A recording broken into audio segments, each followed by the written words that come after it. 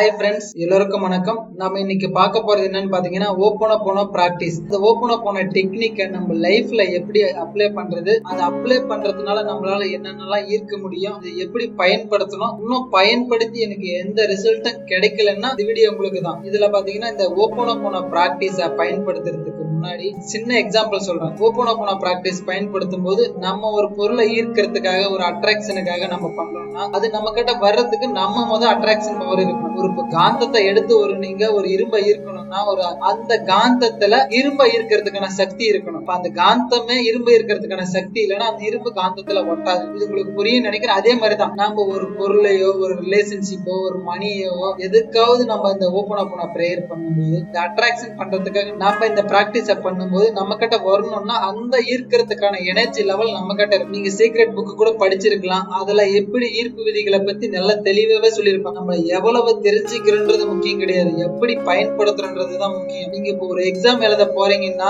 நீங்க ஃபுல் புக்க படிச்சிருந்தாலும் அங்க போய் 3 மணி நேரத்துல எவ்வளவு எழுதுறீங்களோ அதுக்கு தகுந்த மாதிரி தான் உங்களுக்கு ரிசல்ட் கிடைக்கும். அதே போலதான் நீங்க எதுவுமே படிக்கலனாலும் பரவாயில்ல, அந்த 3 மணி நேரத்துல தெளிவா தேவையான கொஸ்டினுக்கு தேவையான ஆன்சர் பண்ணீங்கன்னாலே நல்ல ரிசல்ட் கிடைக்கும். நீங்க புத்தகத்தை ஃபுல்லா கரைச்சி குடிச்சிருந்தாலும் இந்த 3 மணி நேரம் சரியான ஆன்சர் பண்ணலன்னா உங்களோட மார்க் கம்மியா தான் இருக்கும். அது போலதான் நீங்க எவ்வளவுதான் ஓப்பனோ பிரேயரை பத்தி, இந்த ஈர்ப்பு விதிகளை பத்தி, 3-6-9 மேனிஃபெஸ்டேஷன் டூலை வச்சு கோல்ஸ் எழுதுறது, கிராட்டிடியூட் பிராக்டிஸ் பண்றது, சுவிட்சோட யூஸ் பண்றது, இந்த மாதிரி மேனிஃபெஸ்டேஷன் டூலை நீங்க பயன்படுத்தினாலும் உங்களுக்கு பெரிய சக்சஸ் கிடைக்கலன்னா ஃபர்ஸ்ட் உங்களோட எனர்ஜி லெவல் கம்மியா இருக்கு. நீங்க ஒருத்தரை ரோட்ல பாக்குறீங்கன்னா ஒருத்தரை பார்க்கும் போது ஒரு சிலர் கூட நம்ம பேசணும், அவங்க கூட போய் பழக்கணும்னு தோணும். ஒரு சிலரை பார்க்கும் போது எரிச்சல் ஏற்படும், அவங்களை விட்டு அவாய்ட் பண்ணிட்டு போலான்னு தோணும். அந்த மாதிரிதான் நம்மளோட எனர்ஜி லெவல் கால்குலேஷன் பண்ண முடியும். இப்ப நீங்க ஒருத்தரை பார்த்தீங்கன்னா உங்களை தேடி வராங்கன்னா உங்களோட எனர்ஜி லெவல் அதிகமா இருக்கு. அப்ப உங்களால எதையும் ஈர்க்க முடியும். இந்த பிரபஞ்ச சக்தி உங்ககிட்ட தேடி வரும். எனர்ஜி லெவல்னு சொல்றேன் பாத்தீங்களா? எனர்ஜி லெவல்னா ஒரு 4 விதம் இருக்கு. ஒன்னு பிசிக்கல் எனர்ஜி, ரெண்டாவது எமோஷனல் எனர்ஜி, மூணாவது மென்டல் எனர்ஜி, நாலாவது பாத்தீங்கன்னா இந்த பிரபஞ்ச எனர்ஜி. இந்த 4 எனர்ஜியும் கரெக்டா மெயின்டைன் பண்ணா மட்டும்தான் நீங்க எங்க போனாலும் உங்களை தேடி எல்லாமே தேடி வரும். நீங்க ஒன்னத்தை தேடியே போக தேவையில்ல.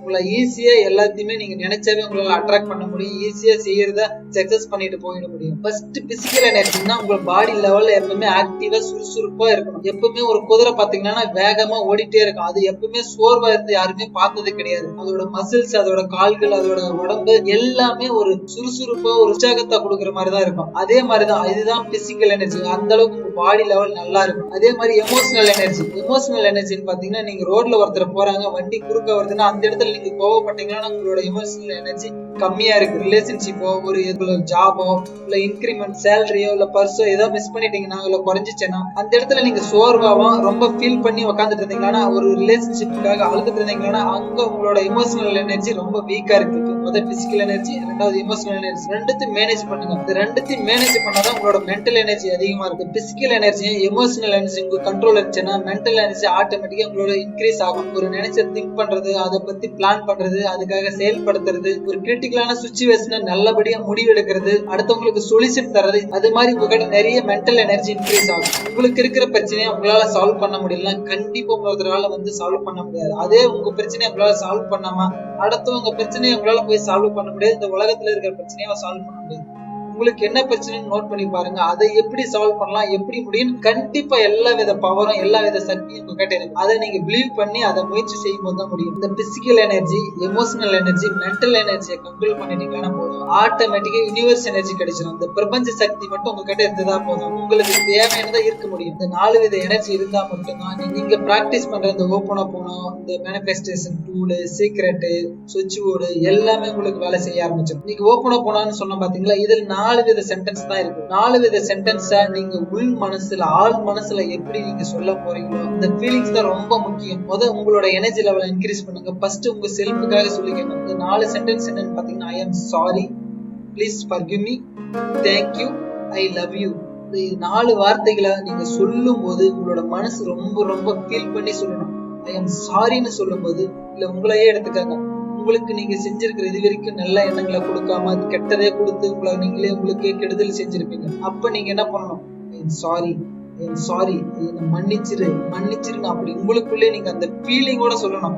நீங்க ஒரு ஃபீல் பண்ணி சொல்லும் போது, நம்ம சாதாரணமா ஒருத்தர் ரோடுல தேவையில்லாம ஒரு டிஸ்டர்ப் பண்ணிட்டோமா, குறுக்க போயிட்டோமா, சாரின்னு சொல்லணும்.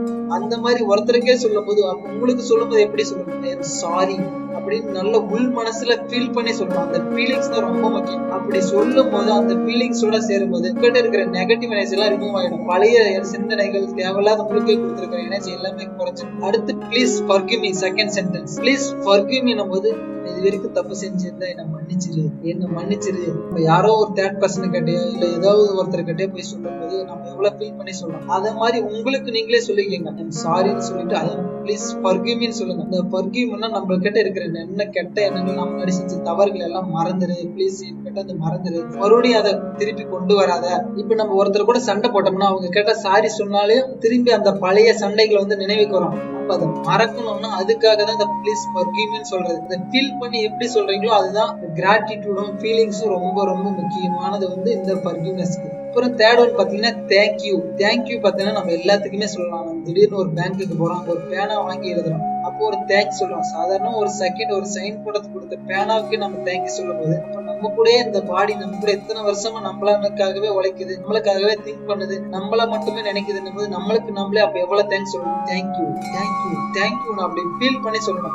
இந்த மாதிரிதான் நீங்க எல்லாத்துக்குமே உங்ககிட்ட ஒரு ரிலேஷன்ஷிப் இருக்காங்களா, அவங்க எதனா சின்னதா பண்ணாங்களா தேங்க்ஸ் சொல்லுங்க. அதே மாதிரி உங்களுக்கு இருக்கிற எல்லா விஷயங்களும் தேங்க்யூ பண்ணுங்க. அந்த தேங்க்யூ கிராட்டிடியூட் மட்டும்தான் உங்களுக்கு நிறைய கொண்டு வரும். அப்படி ஒவ்வொரு ஃபீலிங்ஸோட சொல்லணும். I am sorry, please forgive me, thank you. இந்த மாதிரி ஃபீலிங்ஸோட சொல்லும் போது உங்களால தேவையானதை ஈர்க்க முடியும், அட்ராக்ட் பண்ண முடியும். இந்த நாலாவதா பாத்தீங்கன்னா ஐ லவ் யூன்னா நான் உன்னை விரும்புறேன்றது. தமிழ்ல 1000 இருக்கு. அன்பு செலுத்தலாம், காதல் பண்ணலாம்.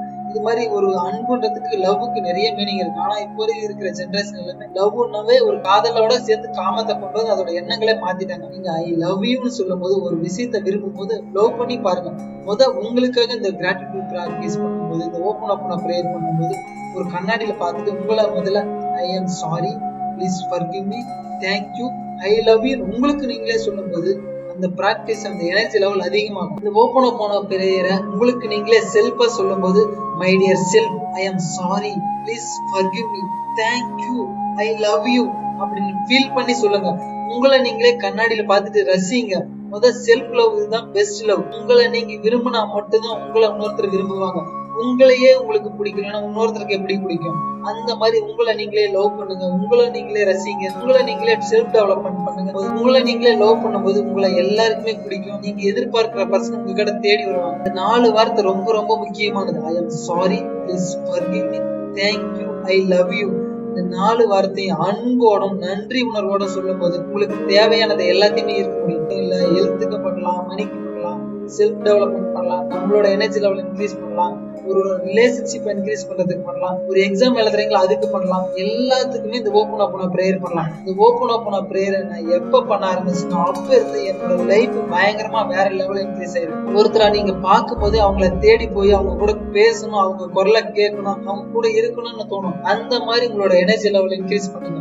அந்த மாதிரி நீங்க பண்ணும்போது உங்ககிட்ட தேவையானதை கண்டிப்பா இருக்க முடியும். உங்களோட கோல்ஸ், ரிலேஷன்ஷிப் எல்லாத்தையுமே அட்ராக்ட் பண்ண முடியும். பணம்ன்றது சாதாரண ஒரு பை ப்ராடக்ட். அதையே உங்களால ஈஸியா அட்ராக்ட் பண்ணும்போது உங்களுக்கு தேவையானது எல்லாமே இருக்க முடியும். இதுல ஓபன் அப் பிரேயர் பத்தி இன்னும் தெளிவா ஏதாவது டீடைல்ஸ் தெரியும் கண்டிப்பா எனக்கு மெசேஜ் பண்ணுங்க, இல்ல குரூப்ல பண்ணுங்க, நான் உங்களுக்கு கிளியாரிட்டி கொடுக்குறேன். Thank you friends, thank you. இந்த வீடியோ ஃபுல்லா வாட்ச் பண்ணதுக்கு. நம்ம ஆல்ரெடி நிறைய மேனிஃபெஸ்டேஷன் டூல பாத்துட்டு இருக்கோம். காலையில எழுந்துற பிரம்ம முகூர்த்தத்துல தான் இருக்கிறதுல மேனிஃபெஸ்டேஷன் பயங்கரமானது. ரெண்டாவது பாத்தீங்கன்னா இப்ப நம்ம ஓபன் அப் பிரேயரை பாக்கலாம். நெக்ஸ்ட் பாத்தீங்கன்னா கிராட்டிடியூட் பிராக்டிஸ், இந்த சுவிட்ச் வேர்டு ஒண்ணுதான் பார்க்க போறோம். நீங்க நம்மளோட சேனலை சப்ஸ்கிரைப் பண்ணிருந்தா ரொம்ப நன்றி.